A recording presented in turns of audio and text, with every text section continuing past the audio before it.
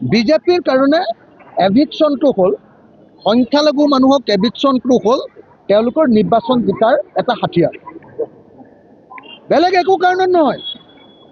অকল মুছলমানৰ ঘৰ ভাঙি দিলে হিন্দুৱে ভাল পাব, এই বুলি মুছলমানৰ ঘৰবিলাক ভাঙি দিয়ে আৰু বিনামূলীয়াকৈ হিন্দুৰ পৰা ভোট ল'ব খোজে। এইটোৱে তেওঁলোকৰ কৌশল নহয় জানো? সেইকাৰণে অসমৰ য'তেই মুছলমান পায় তাতেই ঘৰ ভাঙি দিয়ে। অসমৰ য'তেই মুছলমানক পুলিচে ধৰি দিয়ে ৰাতি গুলিয়াই হত্যা কৰি দিয়ে। অসমৰ য'তেই মুছলমান দেখে তাতে বিদেশী বুলি অত্যাচাৰ কৰে।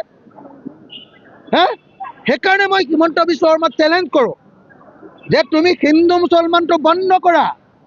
আহা, তুমি কিমান কাম কৰিলা আৰু আমি কিমান কাম কৰিম, এইটোক লৈ তুমি চেলেঞ্জ কৰি মোৰ লগত ইলেকশ্যনত জিকা। আহা, তুমি মুছলমান হিন্দু কৰি ইলেকশ্যনত জিকিলে নহ'ব। এইটো মোৰ চেলেঞ্জ। হিমন্ত বিশ্ব শৰ্মাই এই চেলেঞ্জ ল'ব পৰা নাই।